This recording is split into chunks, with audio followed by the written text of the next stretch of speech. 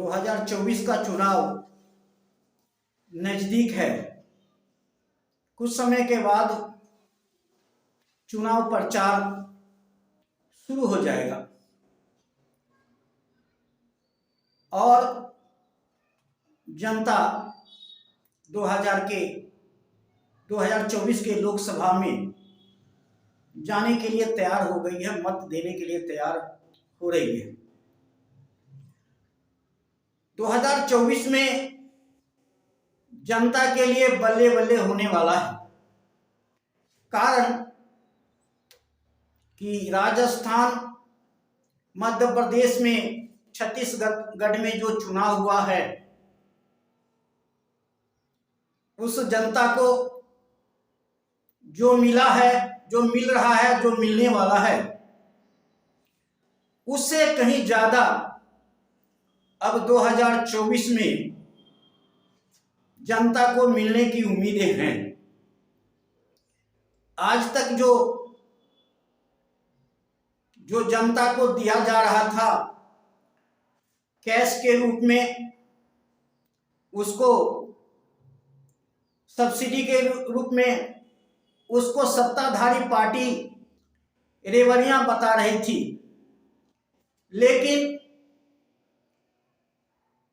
मध्य प्रदेश, राजस्थान, छत्तीसगढ़ में बीजेपी किस मुद्दे पे सत्ता में आई,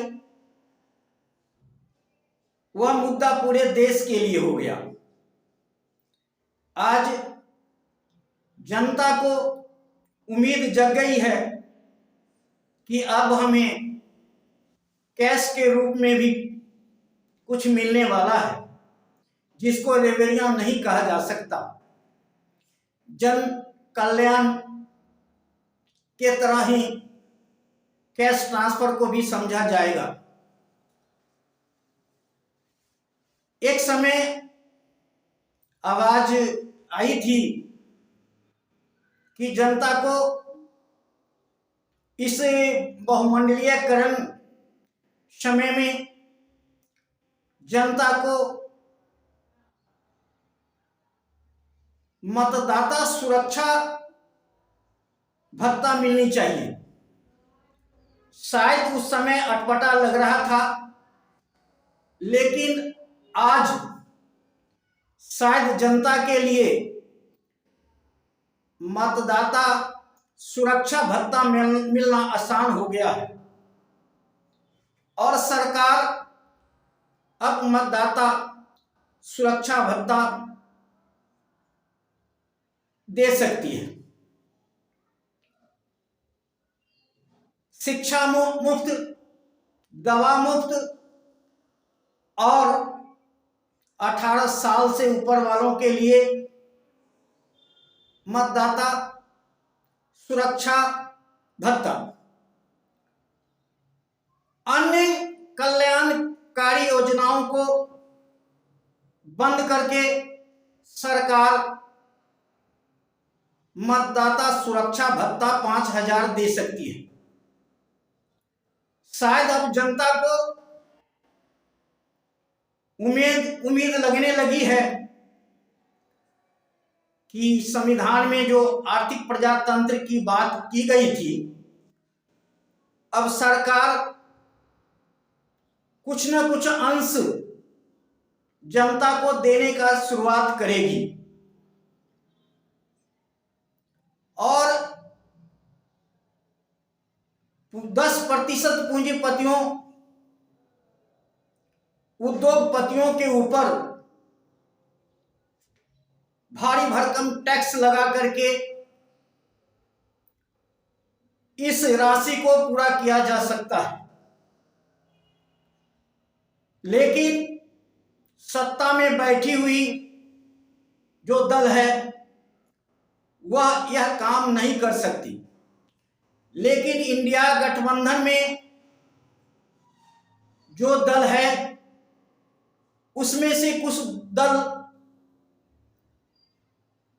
इस मतदाता सुरक्षा भत्ता की मांग कर सकती है। तो आने वाला समय जनता के लिए बल्ले बल्ले होने वाला है।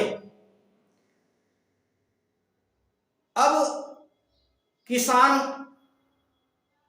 को कैश ट्रांसफर, 6 किलो अनाज, लाडली बहन योजना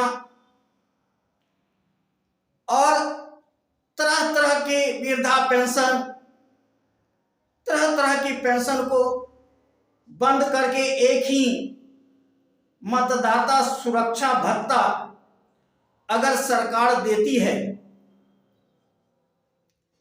तो जनता को कुछ राहत मिल सकती है। बहुमंडलीयकरण के युग में जनता के पास रोजी रोटी की समस्या आ गई, महंगाई की समस्या है। कोई सरकार आने के बाद महंगाई को कम नहीं कर सकता और इसका उपाय किसी के पास नहीं है कि महंगाई को कम किया जा सकता है, क्योंकि पूंजीपति के हाथों में देश की सारी संपत्तियां 90% संपत्ति चली गई है और जनता के पास कुछ नहीं बचा है और रोजी रोटी की बहुत समस्या पैदा हो गई है। इसके समाधान के लिए एक यही उपाय बचा है जो 90% जनता को मतदाता सुरक्षा भत्ता दिया जाए। इस मांग उठाने वाले, इसमें इंडिया गठबंधन में कई दल हैं जो ये मांग को उठा चुके हैं, उठाते रहे हैं।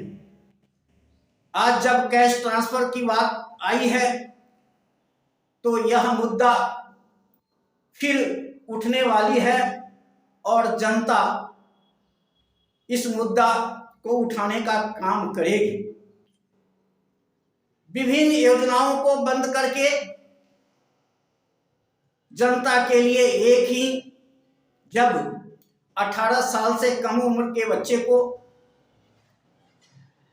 पढ़ाई मुफ्त, दवाई मुफ्त, तो 18 साल से ऊपर के लोगों को मतदाता सुरक्षा भत्ता मिल जाए तो फिर कोई कल्याणकारी योजना चलाने की जरूरत नहीं है।